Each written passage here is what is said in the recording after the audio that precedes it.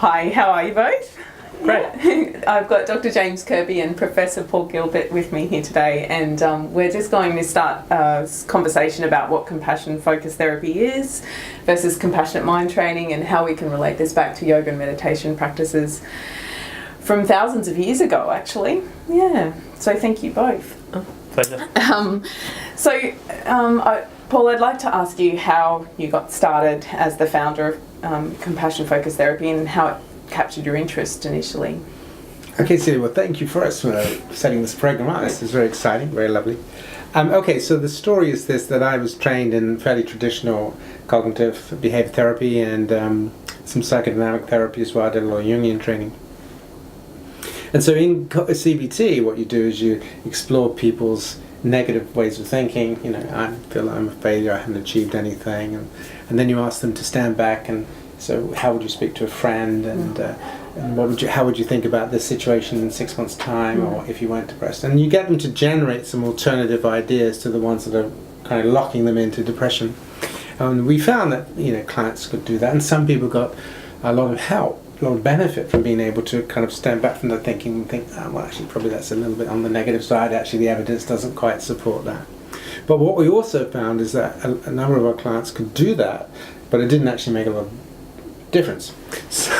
So I remember one lady who she had many suicide attempts and so on and so on, and she had been adopted and had this view that she was unlovable, she shouldn't have been born, blah blah blah. But in actual fact, she had a good relationship with her husband and 3 lovely daughters and so on. So she could do these alternative thoughts. So she'd have these alternative thoughts. I feel like I shouldn't have been born, blah blah blah. But really, I have a husband who loves me, children who are doing very well at school, and they care about me, and so on. And so I said, so how are you doing that? She said, yes, I can see it, and I know I should believe that, but it doesn't make any difference. So I said to her, so how do you hear it in your mind? When you're reading these thoughts, when you're creating these alternative thoughts, and you're seeing the evidence that actually you have made a good marriage and you've got lovely daughters and so forth, how do you actually hear them? Speak them out as you hear them. And this was what she said. Come on, you're doing cognitive therapy. Right? You got a husband who loves you, right? You got children who are doing well at school, right? Come on, pay attention to the evidence.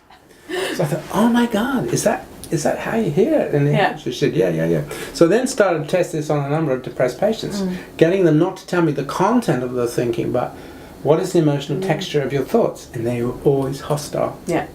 Always hostile. So that was the beginning of realizing that unless we changed the emotional tone of the inner world, we weren't going to go very far. So what we started to do then was to actually teach people how to generate compassionate motivation. Imagine that there's a really compassionate desire to help you with these difficulties that you've got, and that the tone of your thinking is friendly, supportive and helpful, as if you really were speaking to a friend. And then we had patients who said, no. I can't do that. I've never been kind to myself. I don't know how to do it. It just makes me very sad when I find out. So then they become overwhelmed with grief, or they start dissociating. So that also was the second shock of suddenly realizing that a lot of these clients couldn't actually do it. And that when they started to do it, actually they became quite distressed. So that was the beginning of that story. So the story basically then moved into, so how do we generate compassionate motivation and compassionate feeling, although we paid slightly less attention to feeling these days for reasons that we will discuss later. So the next thing was, okay, if we're going to use a compassionate motivational system, where does that come from? And I had always been an evolutionary psychopathologist, because part of my interest was in Jung and archetypal theory, and the early psychodynamic theories were all about how the brain has evolved to do the things that it does. And so when you look at caring behavior, which is what compassion comes from, you can root that right back into mammalian caring of the mother with infant and so forth. And that, over 500 million years ago, the evolution of caring behavior, probably a bit longer than that actually, started to change the physiology of mammals. The physiology of mammals became changed. So we went to live birth, warm-bloodedness, the tendency for the mother and child to stay close together, the ability for the parent to then to have a calming, very important physiological regulating properties on the infant. It doesn't happen in crocodiles because they don't have the mechanisms for it, of course. And those mechanisms that have been wired in through evolution, which is about being responsive to carrying signals, which then stimulate various processes in your brain and body, are the systems that we are tapping when we're trying to tap into compassion. So we're trying through compassion to activate very specific, a biological set of mechanisms which have been plumbed in over many millions of years. So that's quite a different story than trying to change people by getting them to change the ways in which they think and challenge their behaviors and so forth and so on. And there is increasing evidence now coming out that you can stimulate these systems, and when you do that, you actually can produce changes in frontal cortex and so forth. So that was the second thing. And linked to that was the fact that we also have built into us a whole range of motivational systems that are pretty dark, actually. We can be very competitive. The history of humanity in the last 4,000 years is pretty brutal. So we have a terrible dark side, and we can do horrible things to other people, but also horrible things to ourselves. And at times we can become so depressed we even want to kill ourselves or cut ourselves or burn ourselves. So the other point is that understanding that these, although you have these caring motivational systems, in a lot of our clients they're turned off. Not necessarily to other people, but they can be, but certainly turned off to themselves. And the more dark complexions of the mind, the anxieties, the fears, the rages, they kind of bubble through. And if you don't have access to those motivational systems, then you lose the regulators of the dark side. So that was that. Then the third thing was, I'd been interested in contemplative traditions for many, many years, going right back to, the Beatles, Maharishi. Great. Well, that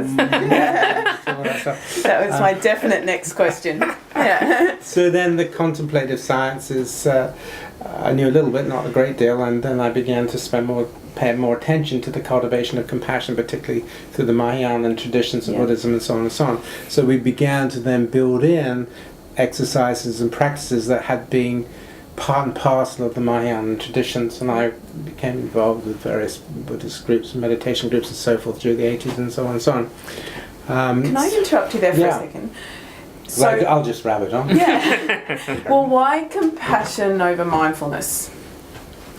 Okay, so mindfulness, really, we would see mindfulness as a competency. It's a way in which using a recently evolved competency, which is a form of awareness that we don't think animals have, we don't think so, which is a kind of a knowing awareness. Okay, so for example, you can decide to go training to get fit, but as far as we know, no animal wakes up in the morning, decides to go running to get fit. They don't have that kind of capacity for knowing awareness, whereas we do. So we have this fascinating new form of consciousness, and you must have that in order to become mindful, because it has to be a deliberate, because John Kabat-Zinn says mindfulness is paying attention on purpose. That first part of the definition is really important. So it's a competency. Right? It's a way of orientating yourself to pay attention in a particular kind of way to what is happening within your mind as it's happening, knowing what's arising as it's arising. It doesn't necessarily have a motivation. A motivation is how are you going to use it. So you can use mindfulness to be a great piano player or whatever it is. You can use mindfulness in many ways, and as you know, mindfulness is being taught in business and all kinds of stuff because it's to settle the mind and in archery, to kill, and and other things. Now John, of course, gets upset about that because his view is that mindfulness should always be done with a moral, loving intention. But that's the intention, that's the motivation part, that's a separate aspect. And essentially in Buddhism, and particularly that tradition, they always couple them together, and one can't be without the other. That's right. And they often say that they're kind of the same. If you look at the definition of mindfulness being heartfulness, Well, it depends on your tradition. See, the tradition that I learned, they were very different. They were regarded as very different. So mindfulness was the vehicle of compassion. It was that mindfulness allows you to maintain your intention on bodhicitta. So it's called the vehicle of compassion. But anyway, sure. Yeah. Okay. How did you come to find Professor Paul Gilbert? How did I find Paul? I did a workshop of his, 5 years ago or so. And I was interested in a lot of my previous work had been in family environments. I was interested in relationships and connectedness. And then that led into reading a lot about his work in compassion to look at ways we can help build that connectedness within the family, where there can be a lot of tension and conflict at times, particularly between intergenerations, like grandparents, parents and children. And went to his workshop and thought it was spectacular. and a lot of it... You had lots of lights and balloons and things. It was quite a show. But no, it is. It is. I mean, the Paul's workshops are quite fantastic and humorous and so on. Humorous. But no, just so much of it fitted so perfectly into what I was working on. But it also was about bringing together a lot of the different strains of science, which was really quite important to my view, and it was one of the things that really sort of moved me to get to know it better, and want to immerse myself into this body of research, because it's about connecting these different streams to make sense of mind and body as a person, not just focusing on a certain aspect of mind, which is what some of our sort of therapies tended to sort of tune into and ramp up. So this was just a bit of a revelation, really. Certainly one of my yoga teachers and a friend of ours, she would say, as the president of Yoga Australia, there's no difference between body-mind, so we're not like to separate body-mind. Definitely, yes. I think that's why I love this work, because it certainly, I was picking pieces from books and not even research papers, but just books here and there, and then coming to this and going, oh, here it all is in one fine package. How amazing, it's trying to be very integrative across those different approaches, but also contextually dependent as well, which is which you often don't see. When you say contextually dependent, what do you mean? Culture, family, religion, all these factors will play out how these things start to show themselves in the environment in which you're in.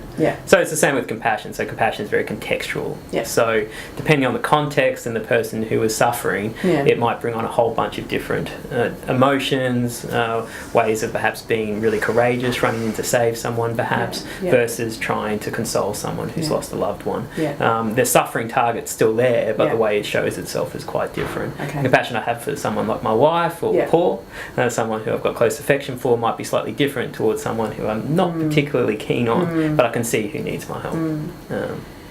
Which kind of brings us to the topic of compassionate mind training, because often you're training your mind compassionately towards people that you don't like, and people that you feel... Which might be you. Yourself. Towards self. Towards loved ones, towards neutral people, towards people that you don't like, and then towards all beings. And so I think it might be a good time for us to sort of get a definition of what the difference between compassion focused therapy is versus compassionate mind training, because yoga and meditation teachers are interested in compassionate mind training. Just in terms of scope of practice, what do you feel? Sure. I mean, so the first thing is, how do we define it? What is this thing that we're calling compassion? And there are many definitions out there. So we are rooted very much in a motivational theory. Now, all motives have a stimulus, thing that triggers it, and a response, be it sexuality or food, something triggers it, and then you respond in a particular kind of way.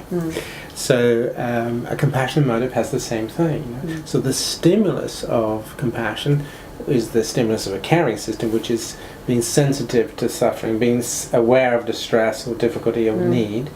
So sensitive to suffering. Then we add in self and other.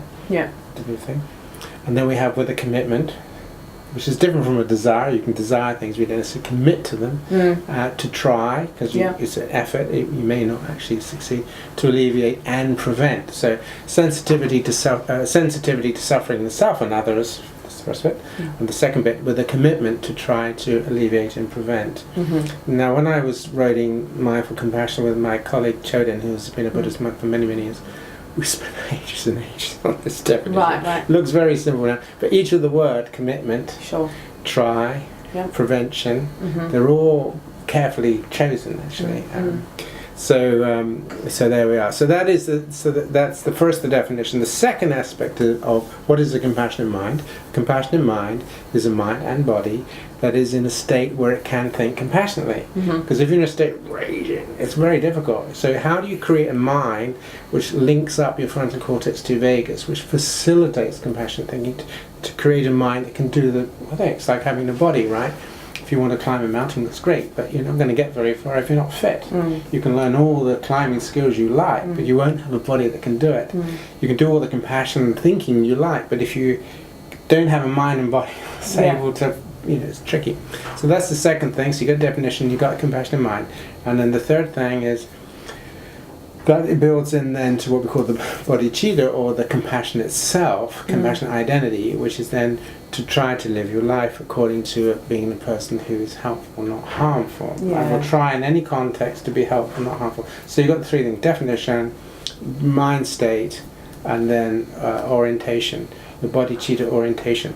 Now in the bodhicitta orientation, as you know, you orientate yourself to become enlightened, to enable to be enlighten others. So it's the same thing for us. That you're part of. If you're going to be helpful, not harmful, then you better learn a little bit about your mind, because your mind will very easily lead you into ways of being harmful. So those are the three things. So then you say, okay, so compassion focused therapy is really a therapy where you take individuals or groups and you do a formulation, you try to work out what the kind of key issues are, you form a therapeutic relationship, you develop a strategic, targeted set of interventions for that individual. Sometimes they would be doing practice, but sometimes not. Sometimes what you're doing is simply having conversations with them that will stimulate feelings and emotions and memories within them, and that's part of your therapy. We're not doing that so much with CMT. CMT, Compassionate Mind Training, are a set of practices that are really designed for somebody who has the bodhicitta motivation. I want to try to be helpful, so I'm going to try to create a mind. So this is where the breathing practices, the imagery practices, the focusing, and these are like going to the gym and getting fit. Once you're fit, right, then you kind of use your mind and body in various ways. So it's creating the conditions for the compassionate mind to develop within you. So all the physiological bits and pieces that you need in order for your mind to be able to think and be compassionate. So I suppose that's how that leads into my next question, or what we'd like to discuss, is sort of how do we use the body to affect the mind, and then vice versa. So what would be some ways that we could sort of, how the body, how we treat the body would develop a more compassionate mind? Yeah, so that's a great question, Celia. So that's very much your domain, isn't it? About how you use the body to stimulate various processes within the body. So we're now learning a lot more about how yoga and body posture and breathing stimulates different patterns in the ANS, autonomic nervous system, how it has an influence on the immune system, how it influences the frontal cortex. So we're beginning to recognize that there are many, it's called embodied, the embodiment, sometimes embodied cognition or whatever, but actually using the body to create change. So doing things with this posture as opposed to doing things with that posture has a very different impact in the brain. So. And just to repeat that word, that embodied cognition is the sort of term that we use. Would you, just to clarify that, because often I sort of with students say, okay, if we put this prop on the body, or we put a blanket on the body, or we make sure the body's soft and warm, that the external environment affects the internal? Or would you describe the term as embodied cognition as the way that they sort of carry themselves or feel? Yeah, second one. Second one, yeah. We don't put blankets on. No. Okay, it's too hot here. Yeah. So it's always about the carrying of the posture and how they sort of embody their own self, really. Or just could you describe that really clearly for me? Because I think the way that I've understood embodied cognition is the external affects the internal. Yes, but it can also be, for example, you've been saying in DRU yoga, this whole issue of chest opening, getting the chest open, getting that curve in your back, going from your back going like this is when you're working on your computers, right? When all your body is inward. Now this is actually a threat posture. Yeah. This is a posture. So when we're in threat modes, we always cover the internal organs of the body, always curls around itself to here. Yeah. If you're fighting, you always fight like this. If you're anxious, you do this.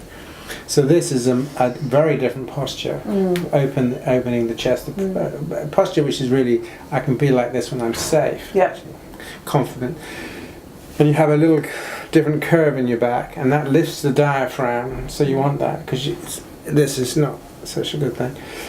So these things, those simple things, feet flat on the ground, ears in line, everything in line, all of those things are really quite important for compassionate mind training. But you probably know these things much better than we do. Yes, definitely certain things like the way you hold your face, which I know is definitely part of your training, the way you breathe, the way you speak. Particularly, we open the cum region of the body. It sounds terrible, but it's KUM. So we open this region of the body to prevent someone from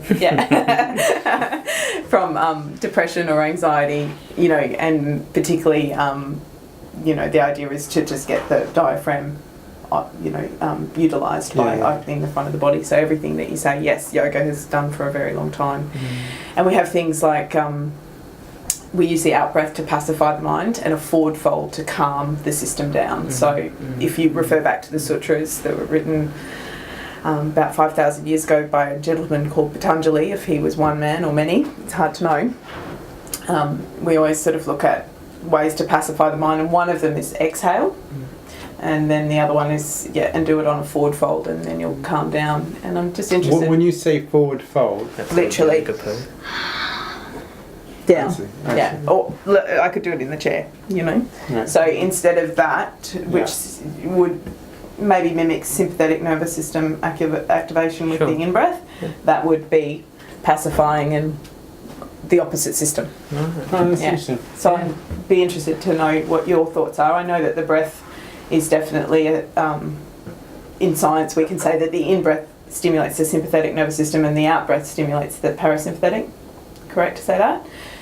But don't know about whether you agree with the posture. Definitely the opening of the diaphragm is a reality, but whether the forward fold would mimic. No, we wouldn't do the forward fold because that can be more of a threat kind of processing and so on and so on. But I mean, it's a question, it's a scientific question, isn't it really? You have to kind of do it and see what happens. But also in some forms of therapy where you get people to go from a position of fear towards opening up, beginning to experience what it's like to take a posture of moving from an anxious position into an open position. And that is then calming because you're in a position of strength and confidence. Yeah, that's true. So you can't be calm from a position of fear. You can only be calm, and so on and so on. So those are all... But they're challenged in the yoga world as well. Sometimes they say this is good for anxiety and that isn't. It depends on which teacher and which text, blah, blah, blah. But I'm just interested in your perspective. So our position is the concept of groundedness is for us, right? So groundedness is the ability, the sensation of slowing down while the body is held. So the body should never slump. The body is always held in this position, or shoulders back and so forth.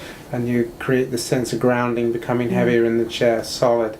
Mind settling, mind slowing. That's how I learned it anyway. So there wouldn't be any movement at all. It's actually staying completely grounded.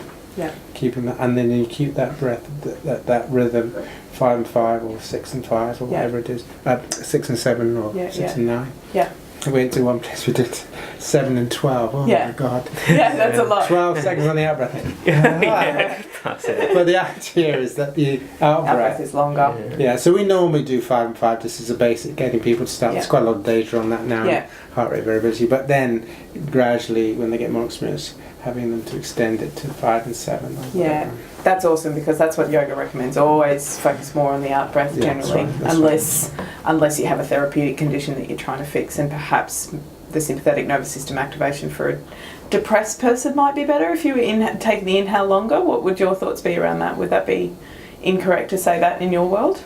Well, it's a wonderful question because although depressed people are depressed, actually their level of arousal is high. They're anxious or tense or whatever, so they're not in a relaxed state. They're in an inhibited tense. We call it inhibited tense state.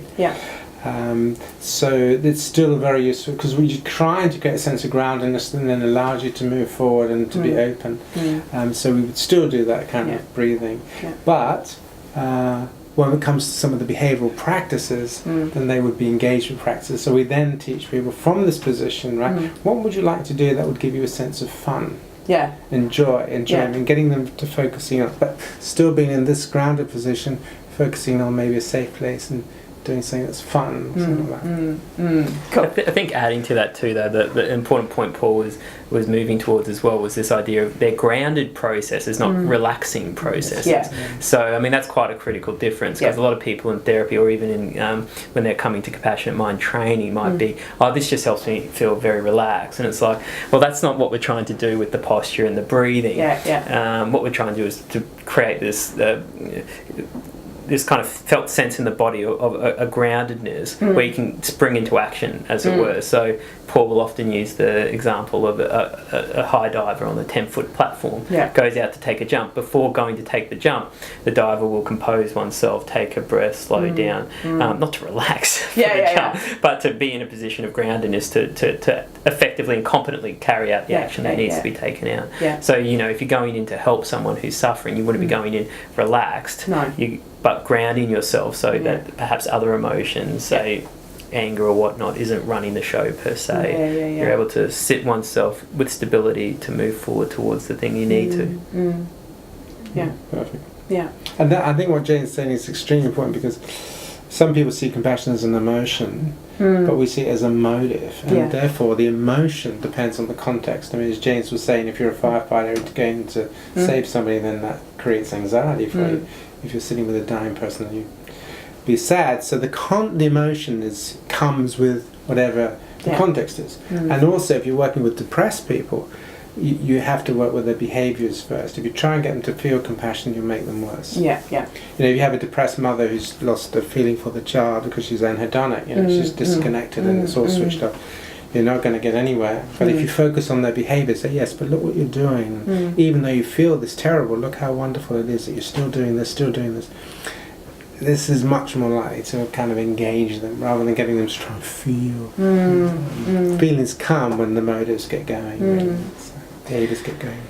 And so if we were to train the mind to affect the body, how would we go about doing that in your world?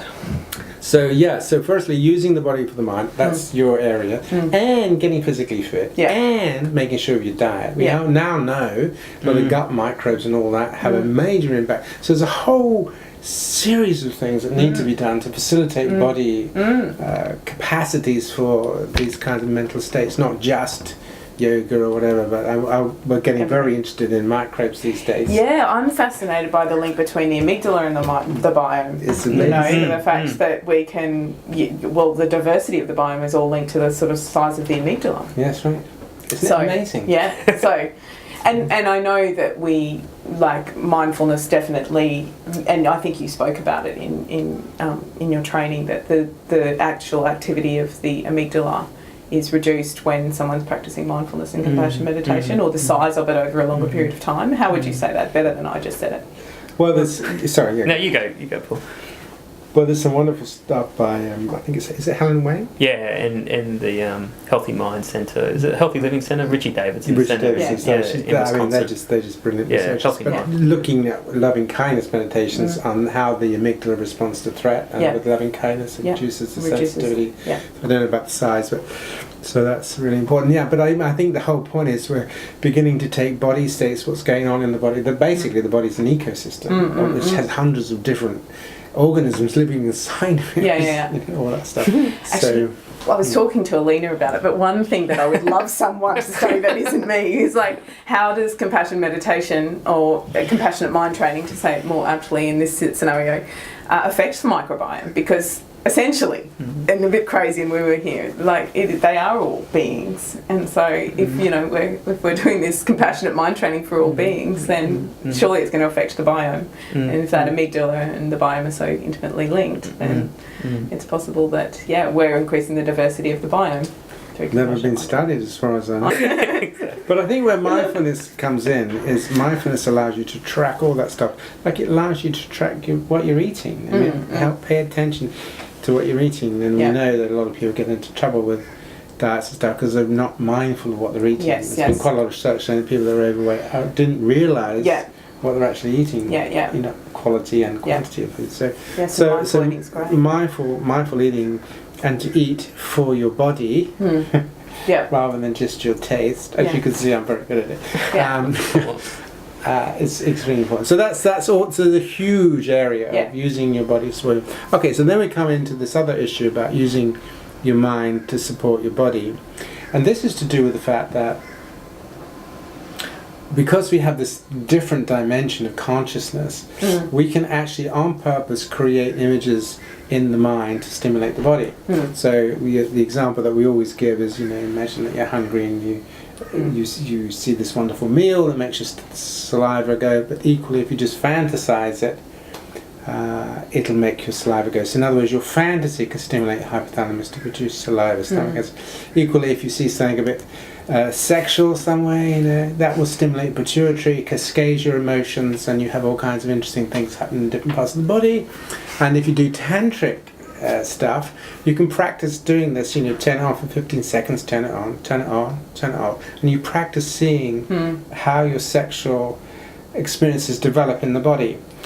Equally, therefore, the imagination of a sexual stimulus has this fantastic capacity to go right the way through your brain and your body. You just think we're setting off all of these brain systems, blah, blah, blah, blah, blah. Okay, now, for compassion, I'm afraid that's not what we teach people, but we teach them the same basic idea, which is how to use your mind, how to use your imagery to start a cascade of physiological changes in your body and your brain, no different to sexual image. And therefore, when you're using compassionate imagery, the key thing is to create your image through experiencing the body. That's the most important thing, right? Because if you can create images of what you think should be a compassionate image or a compassionate sense, and it's not having any impact on your body, it would be like creating a sexual fantasy which you think should work, but it isn't working. So it's no good. So how it lands in the body is very, very important, and therefore this process of stimulating these bodily systems over and over again. And of course that's what a lot of loving kindness work has been doing, is looking at what happens in people's brains when they're doing loving kindness meditations and so on and so on. So could we call that term psychoneuroendocrine immunology, or would that be too far-fetched? You can call it that. Why not? Just because I train up those gorgeous students to use that term and understand the mind effects and nervous system effects. I mean, we're very basic, you know. And we always start with the concept of sexual imagery because it gets a bit of a twitter and a giggle and everything, but because it's such a powerful example. I mean, everybody immediately recognises that through an imagery. Just think of everything that's firing up in your brain and distant parts of your body. I mean, it's just extraordinary how an image goes that, right? Just like that. But so why Should we give us a live demonstration? But why not use that? And the point about mindfulness is, the key thing about mindfulness is that if your mind is just being filled up with things that you're ruminating about, like anger or worries or whatever, you are actually playing your body. You know, so your mind is the fingers of your body, like on the piano. You know, it plays the tunes in your body.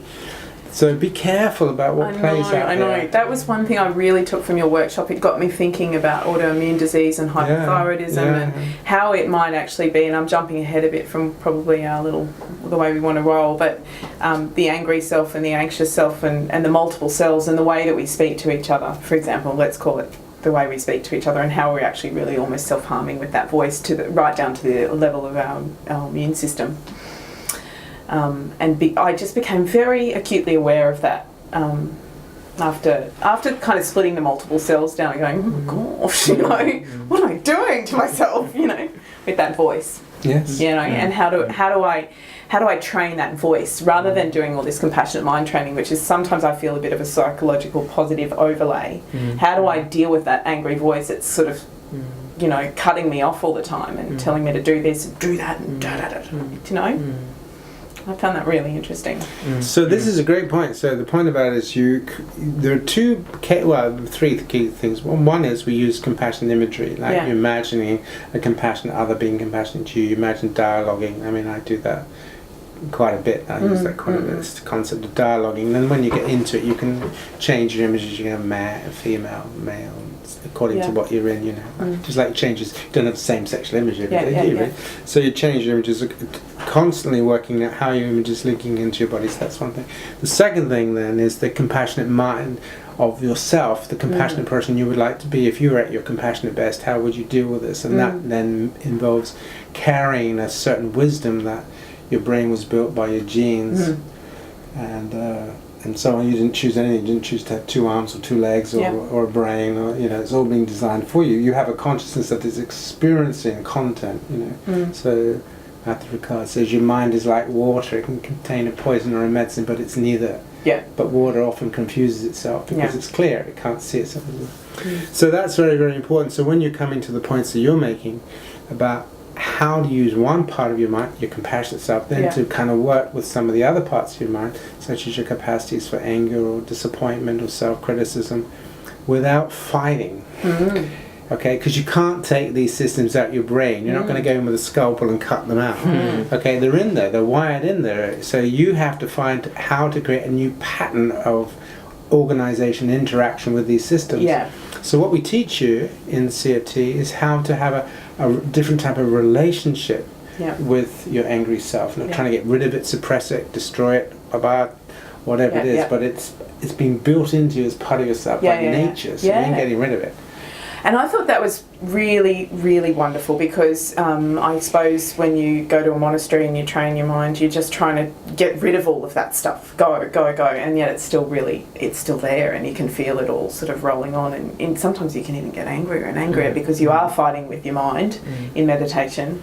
And that's one thing that we really train students not to do. Don't fight with yourself in meditation because you'll just be, compassionate self over angry self, and you're not doing a good job, and get your concentration back to your breath. Yes, that's right.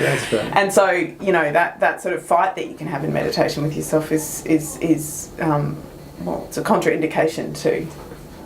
Yes, and some of the Buddhist texts don't help because they talk about wholesome and unwholesome, which is a judgment about. They say non-judgment, but then poisons, and so they have very clear judgmental language of a system. They say you shouldn't be judged, so they're not terribly consistent. Really, it doesn't always help. So you have to get bypass all that. There are no poisons in the mind. A poison is an external agent, like snake bites you, then you get poisoned. But you can't have a poison which is part of your natural mind. It doesn't make any sense. So we argued about this a lot. What you can do is learn how to pattern it. It's like we say to this, everybody has to go to the loo. We all have to shit, right? There's no good in hating yourself because you shit. What you need to do is to learn how to do it hygienically and properly. You're never going to get rid of it. Anger is the same thing, right? It's in there. You learn how to work with it in a way that's helpful to you, not harmful to you. But don't fight with it because it's like putting a cork up your bum. You're just going to get ill. So, how would I work with that? I'm just having imagery. An image of It's affecting my whole body. But the point about it is you learn that this is and it's not sexy. No. You learn that this is a natural process. There are many things that are natural processes, right? That are built into the body that are not particularly, it carries diseases and stuff like that. So once you know this, it carries diseases, you don't fight with it and try and stop it. You try, how do I do these things in a way that are hygienic and won't be infectious and so on and so on. So the same with anger. Like, okay, I understand anger and, so and I need to experience anger, but I need how to work with anger wisely. So it's not harmful. Not trying to get rid of it. So I feel in a rage because I feel hurt or I feel disappointed or I feel put down or whatever. Okay, that's okay. So how can I work with that wisely now? So it's being assertive. I mean, I was quite assertive with James earlier on, but that's something I feel very strongly about. So you can be assertive, and he can be assertive with me. But it's a wise holding to the thing. There are two things in that. I think, often I was taught compassion is the antidote to anger. So I'd love to hear about how you might work with the angry self or the angry voice. and also how you mentioned that. All right. Go there. Let's do that one. Start with the anger. Yeah. Don't let me forget about compassion's working with the dark side. If I say to you, compassion is anger's friend. That's better, isn't it? Yeah, compassion is anger's friend, because compassion will say, look, I understand you, but I'm going to help you so that you don't end up doing destructive things that are harmful, but I'm going to listen to you, because your anger is saying that there's a problem in the system. You've been hurt, you've been put down, there's something that you want to fight against, there's something that you want to push against, so I'm going to listen to that very carefully, but I'm just going to keep an eye on things so you don't kind of behave in a way that's harmful, because my intention is to be helpful, not harmful, but I'm definitely going to listen to you, not trying to get rid of it, because anger is a very important message that something is wrong. It's a great point. So do you mind talking about how I think what I really love about your teachings is that we do have a dark side, and this is about sort of recognising that as opposed to just it's all positive and fairies and it's not just lights if we just focus on compassion and compassionate mind training. Good. Do you want me to talk about that? Go. Well, yes, it is all just positive, isn't it? You hate me for saying that. No, absolutely. So, I mean, compassion is about focusing in on what is it that is suffering in self or others. So that's what it's primarily interested in. And so, as a result, those things that are perhaps the darker side of us, the sort of callousness or the perhaps vengeful parts of us. I mean, it's amazing how often we'll root for the vengeful character. The vengeance, you get one back on, the bad people did something bad to our good people. Now we have to get back and destroy the bad people. And we're like, that's awesome. Come on, Schwarzenegger. We want Schwarzenegger. So, I mean, they just play that plays out in movie after movie, TV show after TV show, time and time again. But that's getting one back. That's really driven from that tribalism and also a lot of anger becoming vengeful in retaliation, if you will. And that's what we want the compassion for. So the compassion to understand that yes, you're hurt and you are really hurt and you're not agreeable with what has happened to you, but you're not going to be, as Paul's saying, that mantra of being helpful rather than harmful. So compassion is interested in working with what are the things that are suffering and distressing, painful, that you're hurting about, not just individually, but other people are, groups are, society, communities, and so on. And then how can we apply this kind of wisdom or this commitment to try to be helpful at this particular point. So it's not, we wouldn't call it compassion if it was just looking for positivity per se. That perhaps might be more linked into, say, altruism or loving kindness. You're interested in well-being and flourishing and the happiness of all, which sometimes can get confused in the sort of literatures that can be used, sort of kindness and compassion interchangeably. Kindness doesn't necessarily have to have suffering there that's happening. So that kind of dark side elements is what kind of makes compassion different to perhaps just that kindness, as it were. Did you want to add to that, Paul? That's true. Well, something that I've kind of discovered over the years in my own practice is that compassion has very strong boundaries, and I also then heard you say that a compassionate person isn't necessarily a kind person, and I think I'm misquoting you there, so you'll have to correct me, but they're not always... maybe I'll have to get you to... Nice. Well, I mean... Well, they appear strong. Yeah. I think one of the things we may have said is something like... compassion that can involve kindness, absolutely, but not necessarily all kind acts are compassionate. Because the kindness doesn't have to necessarily involve suffering at all. Me remembering to ring you for your birthday and wish you happy birthday is kind, but not very compassionate. No. I'm just trying to show that you mean a lot to me, and so on and so forth. Whereas if I knew you were suffering and you were distressed and calling you to touch base and see how you were doing and how you were going, because I'm committed to trying to create a connection and make you feel connected to reduce your suffering, well, that would be a compassionate intention. But it still might be kind. But there could be instances where perhaps the act that you're engaging in to help alleviate suffering might involve a bit of, kind of forcefulness, if you will. So, if I'm trying to rush through and help someone who's in trouble, pushing some people away, if it's a crowded area to get to, might be necessary. Me pushing someone, I wouldn't say is kind, but it's helping me get to the target who I'm trying to help. I mean, I'm not going to push in a way to hurt them, of course, but try to make space to get through. But trying to get caught up in the specifics of that's a kind act, is sometimes it's a bit greyer than that sometimes, and then it depends on the target. You know, you might be trying to be quite compassionate, but they might just say, leave me alone, I don't want your help. And then if we over personalise that, we get caught up again. I suppose there's No, I was going to say, I think one of the things that we do, one of the big problems we have, and we're actually going to do some research on this, is dissociation. Humans dissociate from suffering all the time. What's interesting was that one of the things that Buddha did was he broke through people's dissociation. You know, life is suffering. Right? And then the four messengers thing, decay, death, and old age, and that. So this is extremely important because it's very difficult for humans to come to terms with the fact that we're probably one of the nastiest species that have ever existed on this planet. We are truly a nasty species. If you look at the history of our tortures, the Roman Games, the Holocaust, what we're doing to the, you know, as a predator, our factory farming, our killing whales, I mean, it goes on and on and on, doesn't it really? I mean, far more money is spent on armaments than on medicine. So we're just crazy people. But the point about it is recognizing that's not our fault. It's partly to do with the way the brain is, and it was fine in the jungles, just a few people. But then it got intelligence, but it had a very old set of motivational systems that have been allowed to run amok. Basically, the world is in the mess it's in because these old motivational systems have been given an intelligence, and they're not intelligent themselves. They're using their intelligence to pursue their own aims, be it tribalism or whatever it is, you know, all the sexual stuff and that.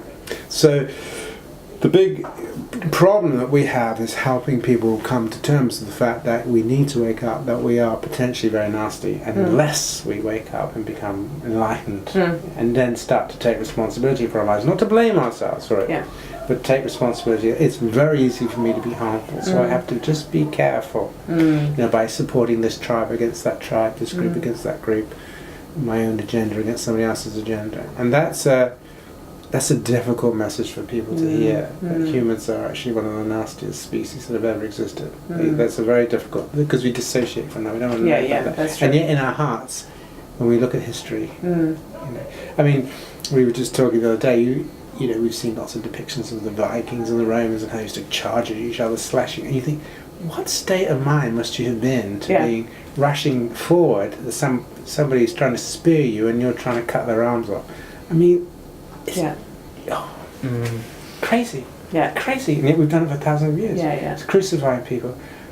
You know, and just, you know, I'm very interested in Roman history because it's probably one of the cruelest civilizations that ever existed. The Germans were callous, we were cruel, the Romans were cruel. And people would walk out of the gates and hear people screaming to be killed, and they would walk past them just like you'd walk past beggars in the streets today. So dissociation from the reality of suffering and the reality of what we can be is a serious problem to humanity. And compassion is the wake-up call. Wake up. Wake up to what you're potential. So it's not about, oh, let's be loving to everybody. It's about having the courage to see and make a decision. Okay. I think that's what that's what I have understood in myself. It's not, and it's not coming from a weak place of wanting to please people. It's about coming from that place of wisdom. You know, rather than wisdom and compassion. You know, not trying to.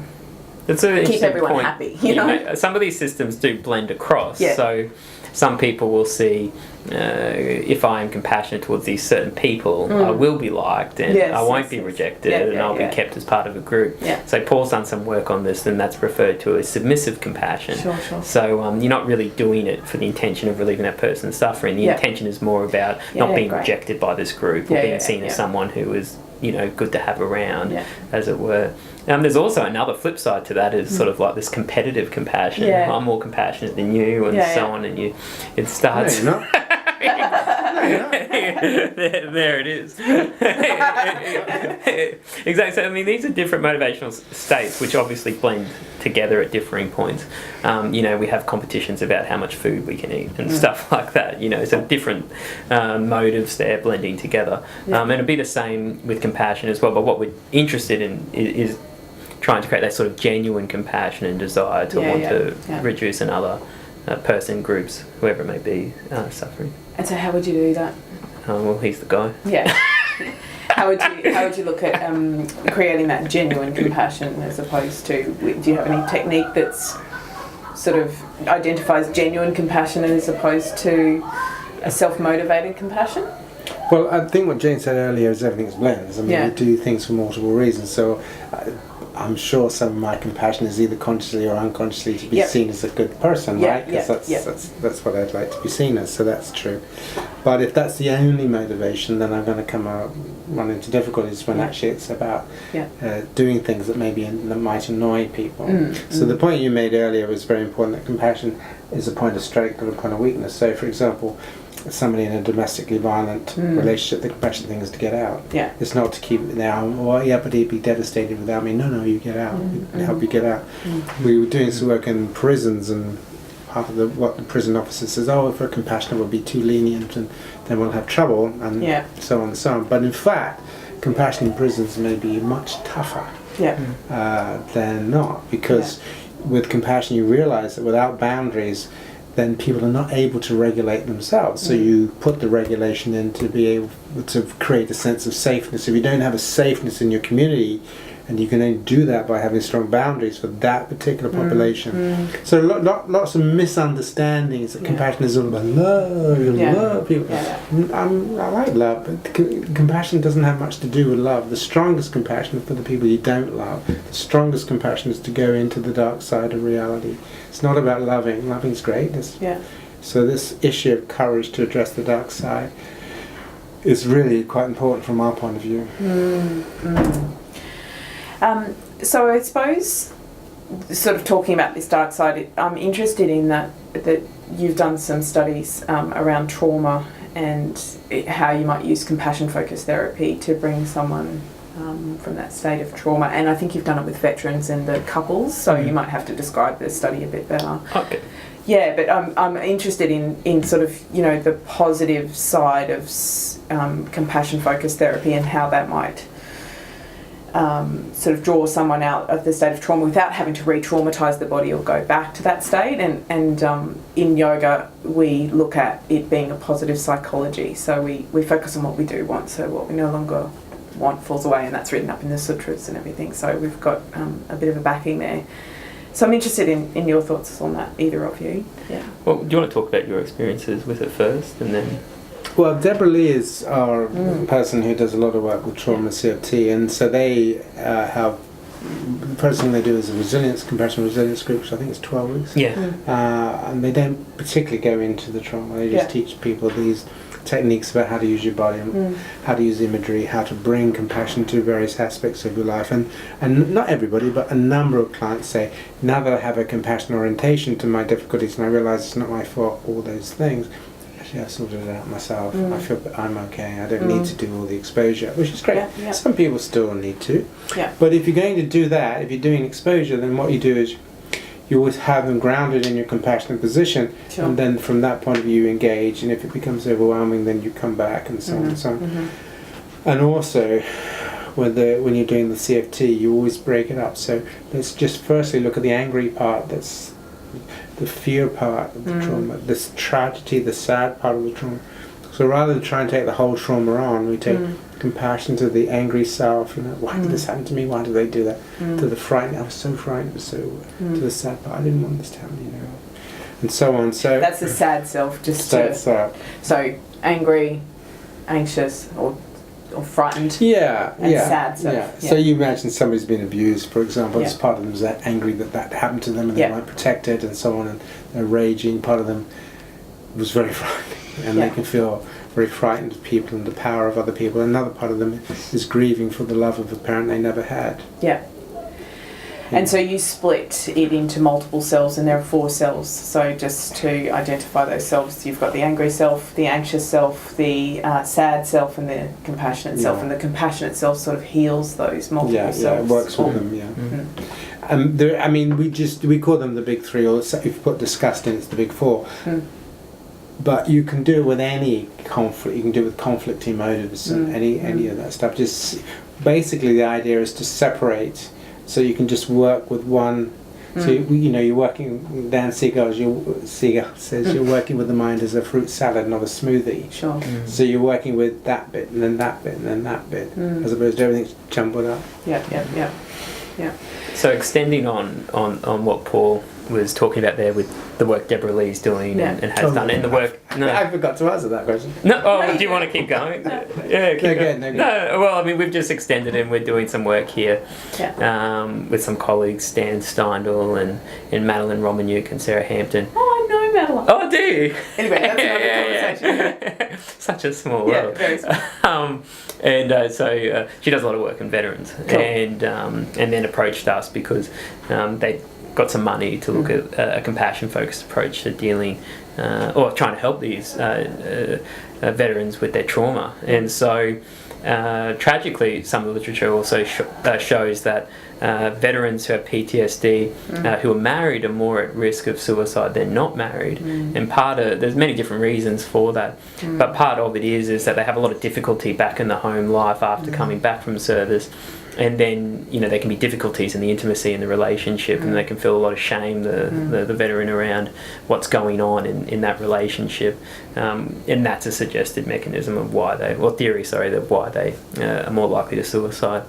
It's sort of compounding. They've got nowhere to go and they can't get home and they're ashamed of this. It's tragic. And so as part of this group therapy where we're using compassion-focused therapy, we're delivering the therapy with the partner. And so they come in as a pair, as a couple. And that's partly because when they're in the army and so on, their secure base has become their comrades, their buddies in the base. So if they're looking, because they're in high threat conditions, and so these guys that they've formed their connections with, they act as the secure base for them. But when they're back home, they always, there's this tense of wanting to get back to that secure base in order to feel safe, or a sense of safety, I should say, as opposed to at home. And so, they're always trying to get to that, and that's an important aspect. For them to have that connectedness to them too, but also trying to get them to recalibrate back to that connectedness of a secure base to the family home, which will take time. And so we have them coming together in the group. So when we do breathing, for example, the soothing rhythm breathing, they'll be holding hands. So we're trying to get the affection aspects going within the group. So when we do pair work, they're looking at each other and talking to each other. With some of the letter work as well, it's directed to each other within the group specifically. So it's taking what's done but applying it specifically to the couple relationship in the group context. And then, because what also happens is the partners are all like, I thought it was something about me. And then they're recognising that it's everyone's having that shared experience too. So there's a common humanity there to the group as well, which brings them together. And so we're running our third group now with them this year. And so they're not ever going back and sort of talking about the trauma in that. In the compassion focused therapy, it will come up at times. It will come up at times, but it's not the key focus. The key focus is more about building that compassionate mind training. But then that's in the first sort of half of the therapy. But then it's putting that to work with what's going on for that particular. Because the person that we're most interested in is the veteran with PTSD, and then we'll put it to work in regards to perhaps some of the life difficulties or criticism or shame that they're experiencing about being affected by the trauma and the impacts it's having. Now, some of that trauma stuff might come up, but we're not going after it specifically. That's because like the phased approach. So the next part would then be they might go into a more prolonged exposure type of a treatment if needed. Okay. So it might be worth just taking out what you're saying, James, and breaking that down a bit. So we know, for example, like if you imagine a young child, when they're threatened or stressed, they will go to mum, and mum says, okay, so mum becomes the soothing agent. Okay. So that mechanism of having a particular individuals who have this capacity, if the child is lost, if you remember a time when you were lost, strangers aren't going to do it. You want that part, this sort of thing.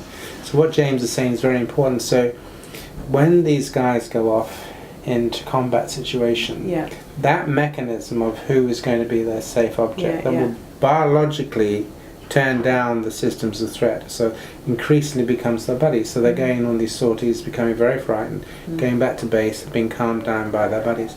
So just like the child who's lost its mother, when they come back, they've lost those signals that would calm them down. Now, what we find is that they're really quite shocked at this because nobody's told them that. So there's no point in working on the threat system because the problem is not just in the threat system, it's in the safety system. Right. Safety system. That secure-based system isn't working. So it's not that it's that there's no containing of the threat processing, so they feel jittery, they wanting to go back, they think, why do I want to go back? Why do I feel unsafe here? Why am I wanting to go back and be with my buddies? Isn't it ridiculous? They start drinking, and then it all spirals out.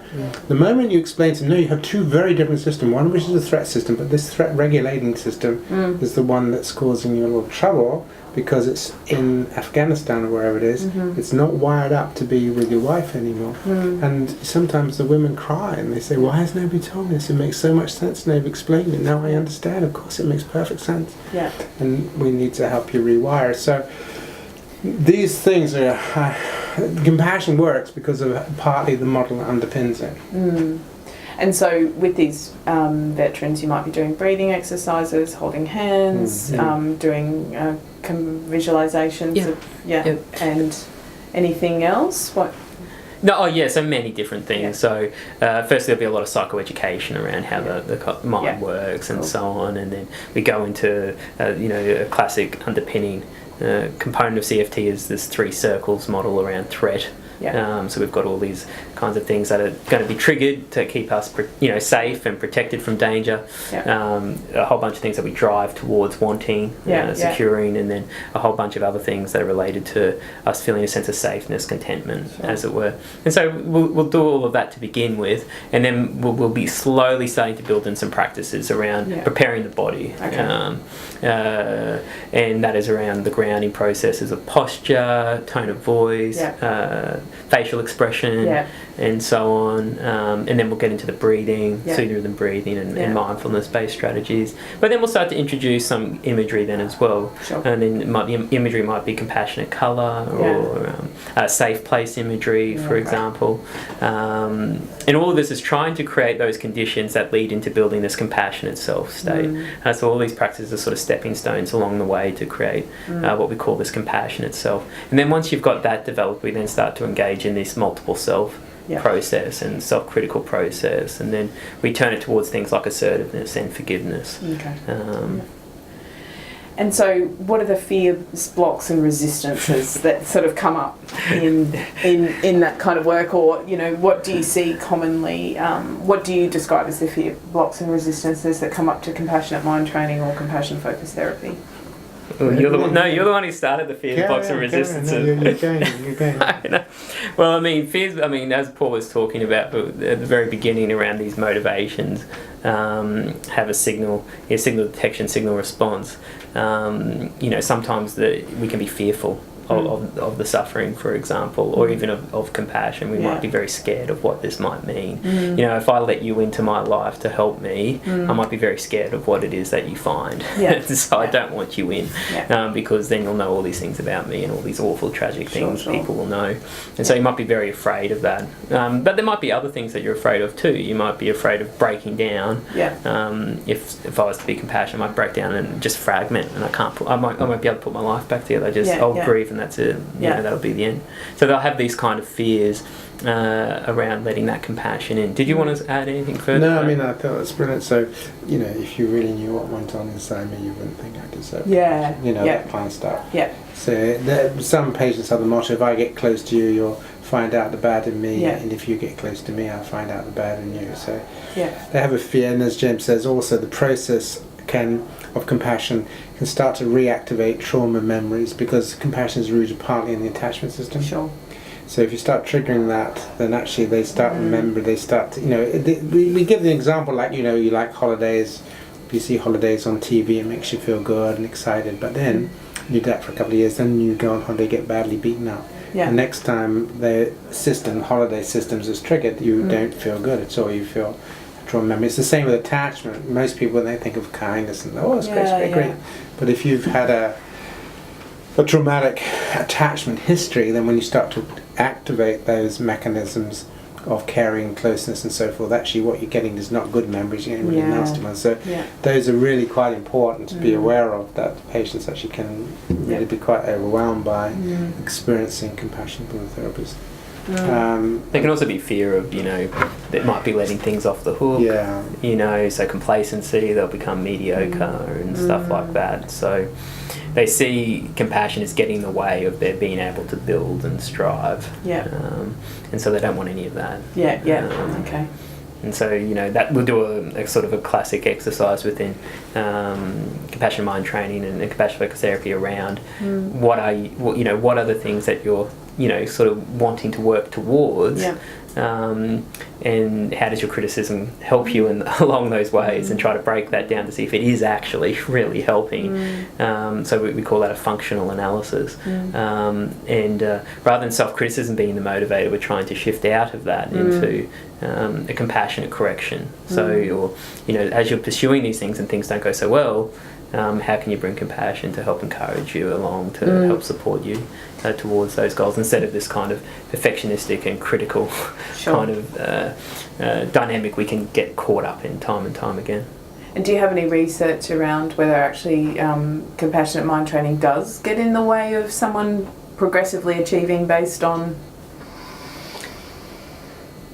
fears, or the people don't respond because they've got fears, do you mean? Well, no, I can't remember your actual term there, but say if you were practicing compassionate mind training and you did become more compassionate, then you would be less motivated to sort of practice survival of the fittest, so to speak, and rush forward with the intent to, harm, or not harm, but sort of get ahead, I suppose. Because that seems to be the fear that you're mentioning there, one of them. Yeah, my standards will drop, or I won't be a good person. Yeah, so I find that quite a mental flip, Oh, yeah, sure. The opposite, so, but I can understand that would be perhaps the case, the self-criticism keeps them in check. Right. From doing stupid things and stuff like that.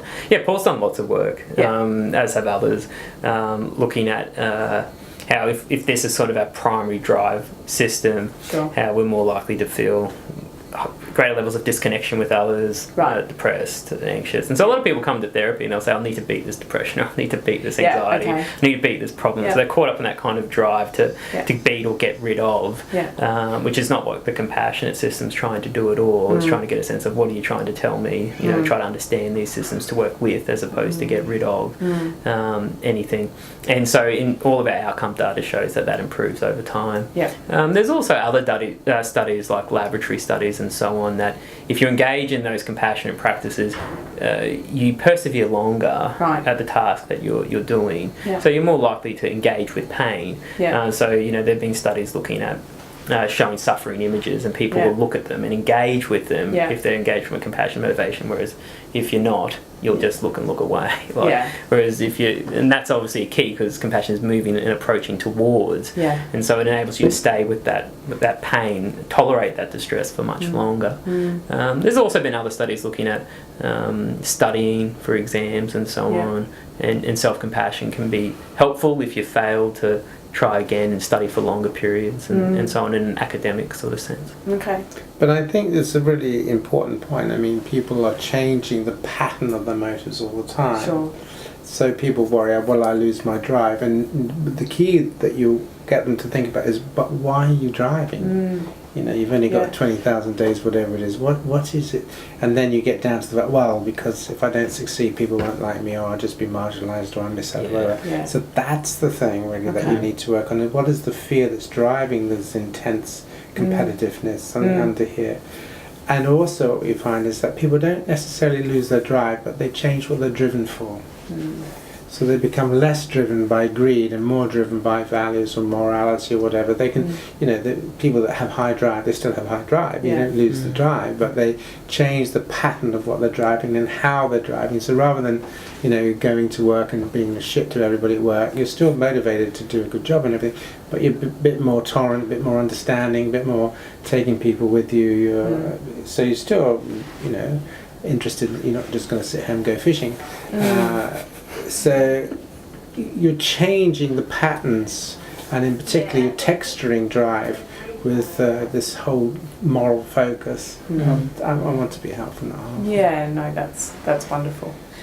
I'd love to hear a little bit about the practices, but I'm also very interested in the body shame work that you've done, and so just sort of working with I've forgotten the PhD. Alicia Carr. Yeah, and she's looked at compassion focused therapy in body shame issues. And obesity mainly. Yep. Yeah, so we're doing that at the moment actually. Yeah. So we've run a group with that, and what we're primarily interested in there is we're not interested in losing weight or anything like that. We're more interested. If it happens. If it happens, it happens, absolutely. So some of the compassionate behaviours might be around lifestyle and so on, which does perhaps lead to that as well.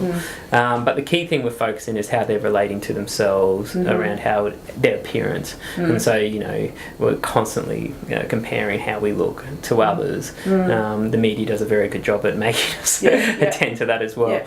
And so part of it is, again, at the very beginning is sort of, really focusing on it's not your fault that we get caught up in these processes. They're stimulated all of the time in our particular culture, and access to food is very easy. Access to cheap food, which isn't particularly good for the body, is also very accessible. And the way our cultures and societies are set up, it kind of leads to that kind of eating, long hours at work, sitting in a chair all day, no movement, and then lots of easy access to sugars and carbs at a very cheap rate.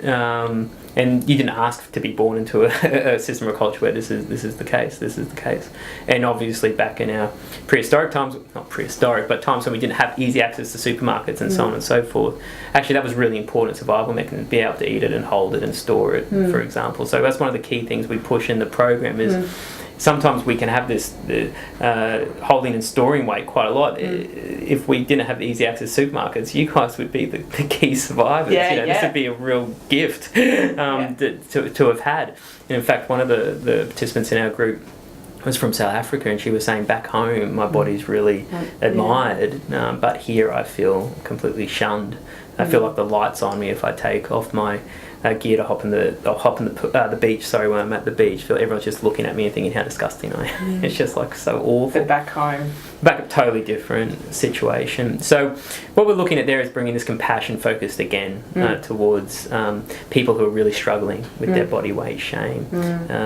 Both internally, some of them are very disgusted with how they look. So internally, they have high levels of shame towards themselves, but also the external shame, which is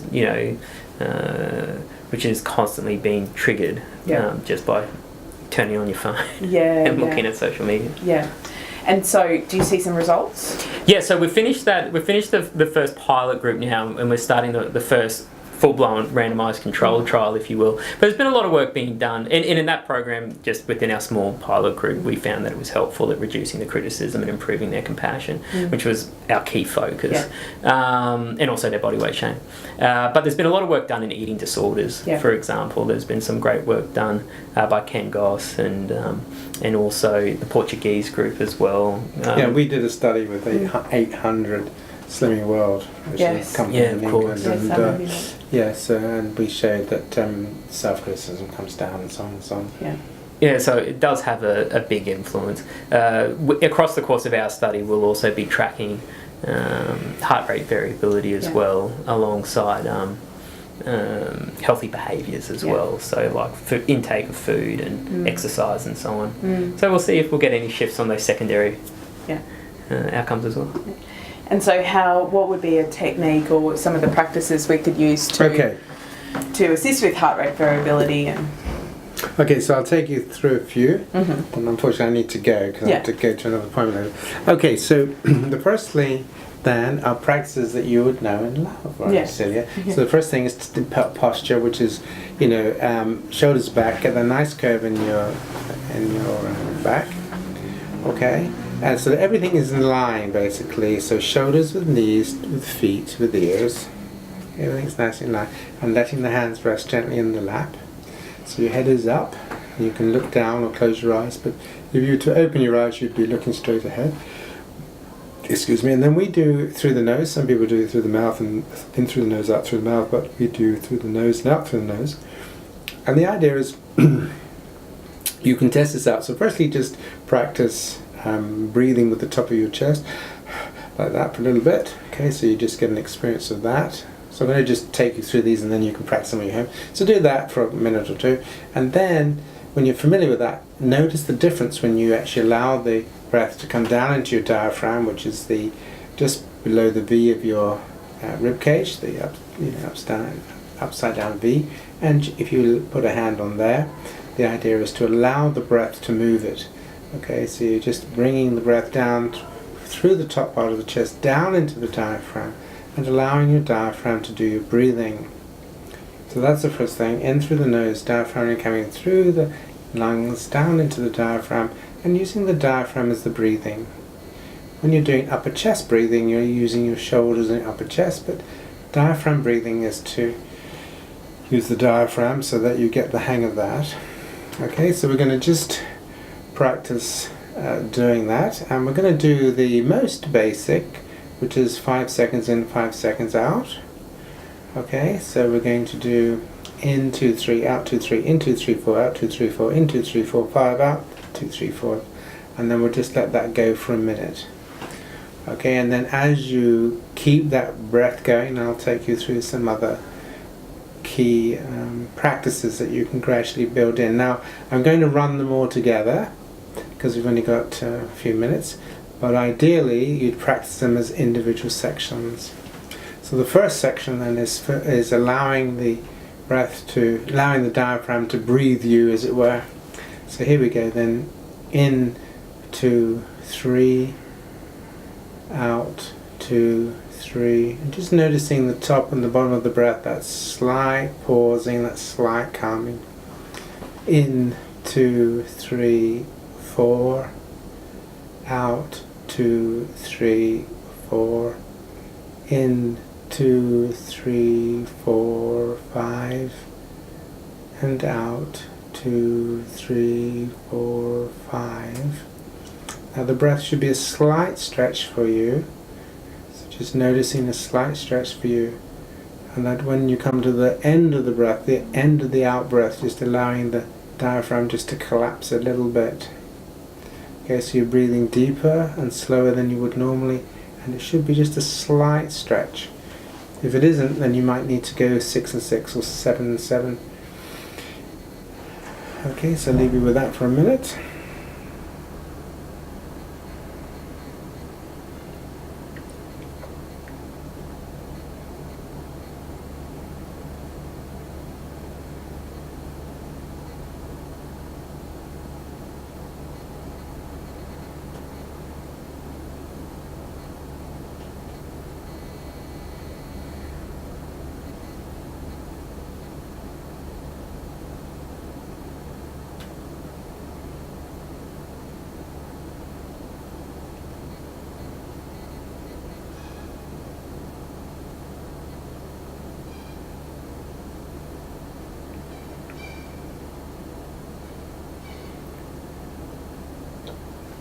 Okay, so we now got our breath, practicing our breath, and now we're going to use a mantra in the mind using the voice.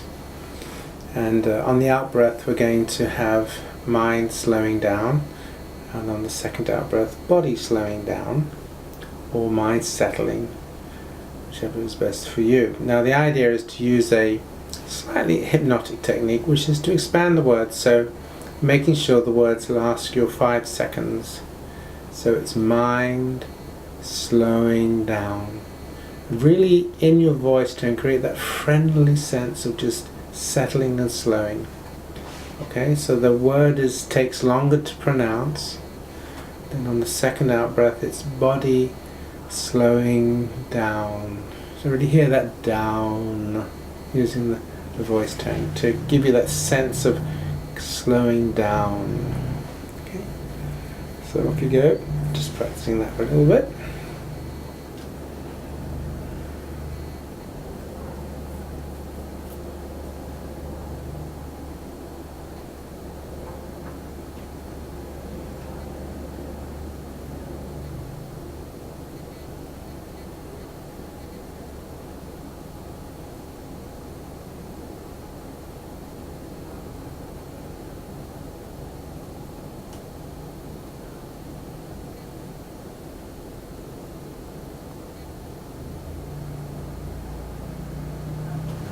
Okay, so now making sure your head stays upright, doesn't fall forward, which can easily do.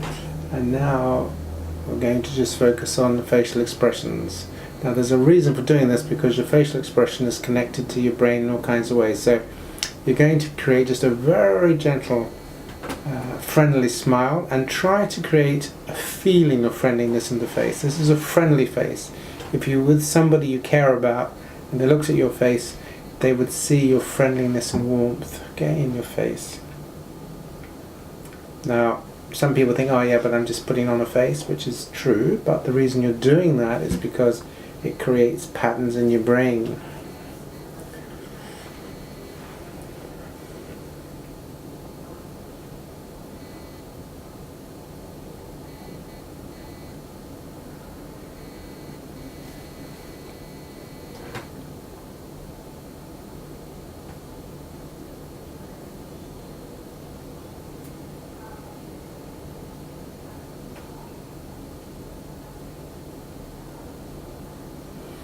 Great, and so now with your posture and your breathing for settling and your voice tone and your facial expression, have a sense of your body slowing down, and if you're sitting, noticing it becoming heavier in the chair. If you're standing, feeling more grounded.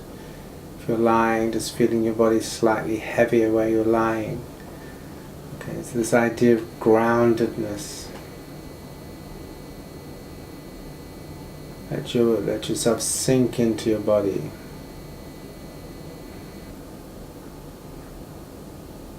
Sitting like a mountain.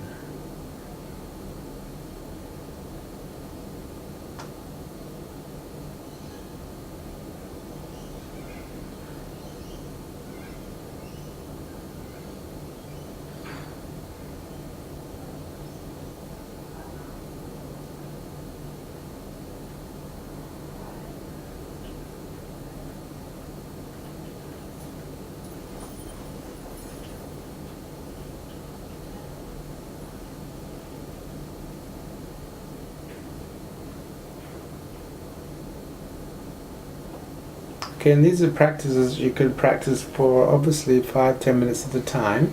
So here's another element of the practice. This is bringing to mind a compassionate image. Now, we know that a lot of how our minds work is through relating. So when we're imagining doing things, we might imagining having dialogues or talking to people or what we're going to say or whatever. If you create a sexual image, right, you're creating an image which allows you to feel something in your body. If you don't feel it in your body, it's not terribly helpful to you, right? So you'd find the image by how it impacts in your body. Now, when we do compassionate imagery, is you're going to be using the same basic idea of looking for an image that might have some impact on your body, that gives you a sense of friendliness or safeness or whatever. Okay? So I'm going to ask you to imagine an image, imaging another mind. Now, it might be human, but not always. Some people like to have an animal. Like in the Narnia stories, it's Ashland, it's a lion, whatever. So you can have anything you want, but just imagine that you are in the presence of another mind, another being that is completely compassionate to you.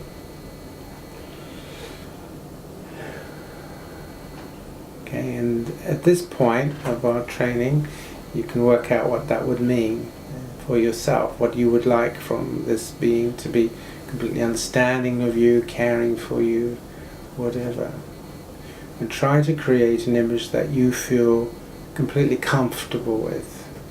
Because there's no point in creating this wonderful image of an angel or something if actually you feel uncomfortable because they judge you. That's no good. That's no good. Okay, it's like having a sexual image. If you create an image and they think you're going to be judged as being no good, it doesn't work, does it? So remember, when you're doing these practices, really use your body to feel into what is going to turn you on in the sense. And that might take a little bit of time. So notice if your image is male or female or a bit of both or androgynous or whatever. What is it? What would you need? What would you want from this mind to help you to feel completely safe with them, accepted by them, and that they have this overriding wish to be helpful to you, supportive for you.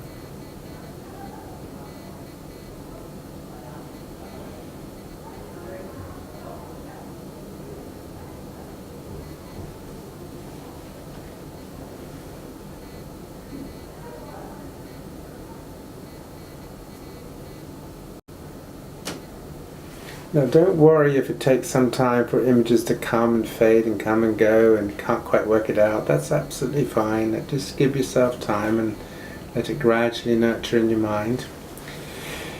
What you also might want to think is that your image has immense wisdom about the nature of reality, that all of us really just find ourselves here in these bodies. We didn't choose to be male or female, or to be born into the culture we were, or have the kinds of thoughts and fantasies and feelings we do. That's all being biologically created for us because we are a member of a species called humans. And all humans have these potentials. So your compassionate image understands this and understands that the human mind can be quite difficult at times and can be quite painful at times. And it will never judge you for that. It will always try to help you. Because our minds are difficult, they're not easy.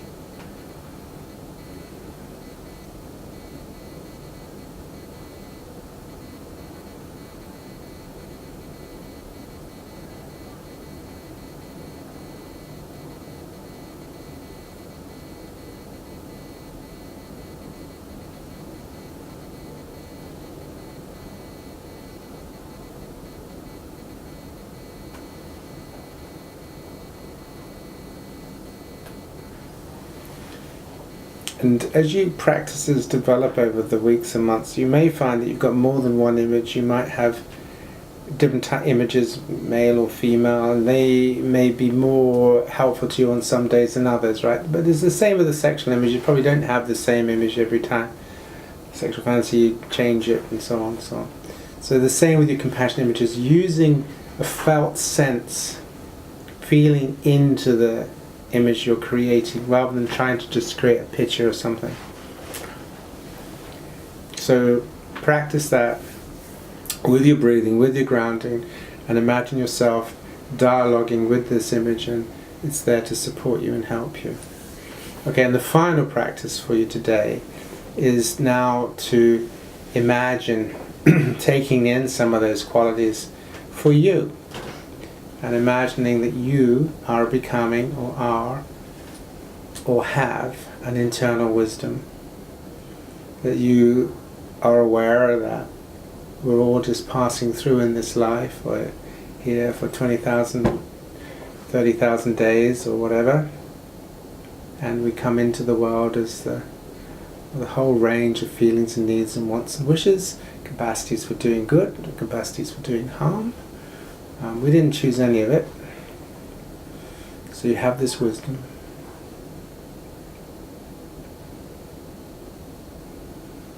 And as you sit in the chair, you have a sense of groundedness. You can be solid with it. You can observe it. You can observe all the different potentials in your mind.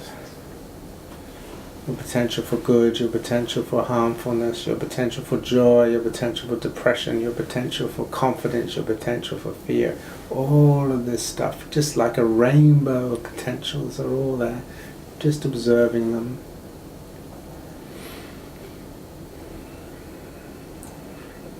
And then finally, thinking about, on purpose, deliberately choosing a compassion motivation to live your life. That given that we do have a mind that can be very harmful to ourselves and others, that's not our fault. We're going to try and steer it so that we will live a life to be helpful, not harmful. Okay? Now when you focus on that, also focus on the joyfulness, the friendliness. Bring that friendly smile. I'm going to be a person who, where I can, I'm going to be helpful, not harmful, and I'm going to practice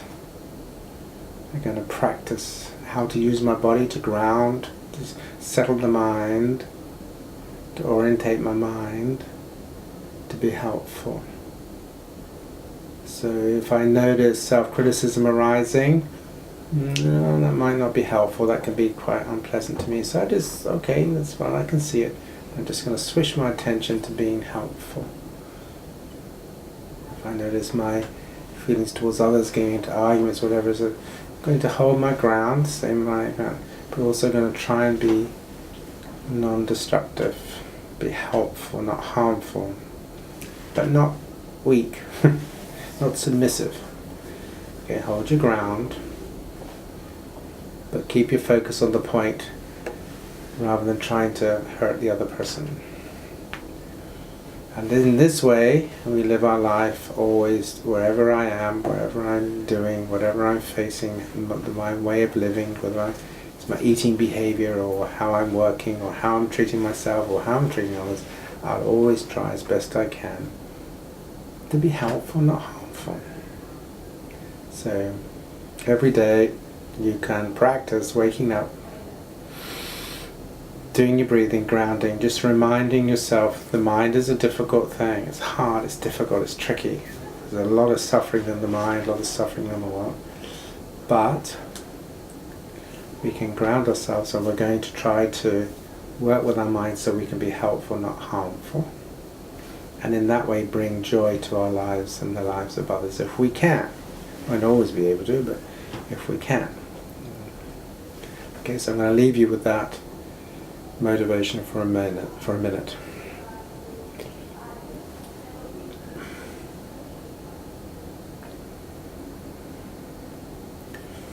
And always remember, if you can do it, and sometimes you won't be able to because you'll lose it like we all do, this will be kind of cool. It'll be fun. It doesn't have to be grim. It can be a joyful thing.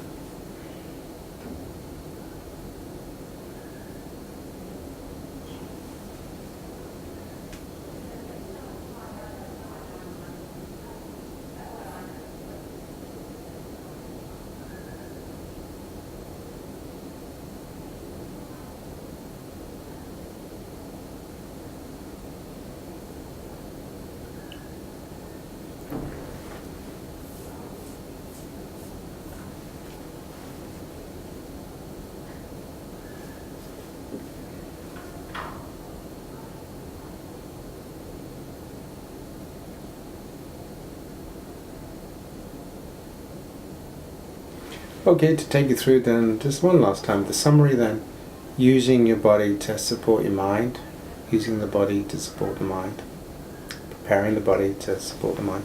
So that is your posture and your grounding and your breathing, trying to settle your mind through your breathing and your grounding, using your voice, mind slowing down, using facial expressions, so you're not sitting with a tense facial expression, but a friendly one. Then orientating yourself to not sitting alone, you're not just sitting alone, but imagine yourself sitting in communication, connection to a compassionate other mind.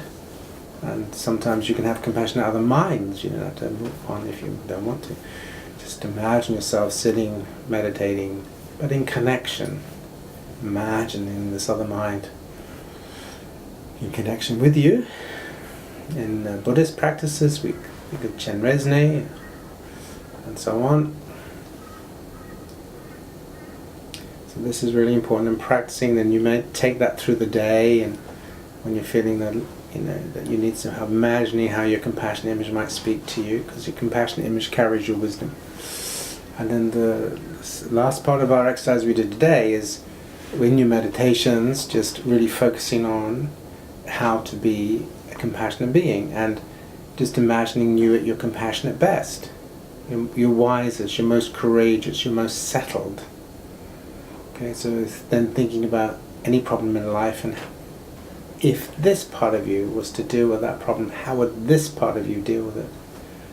Okay, angry self, anxious self will deal with these things differently, but this part of you, your compassionate self that has wisdom, courage, groundedness, you at your compassionate best, how would you deal with it? And then bringing this way of living as best you can into your life, and live your life remembering as often as you can throughout the day to be compassionate. And you can do things like, as you walk through the streets, lift your head up, smile at people. So when they see your face, they see joyfulness in your face, and give them just a twink of joy so they might smile back. And people help you, just showing your pleasure. All ways of living compassionately. So at that point, I will wish you well with your compassion practices, and hopefully see you at one of our trainings. Can't thank you enough. Thank you. Okay, Both great. of you. Thank you very much. Good luck.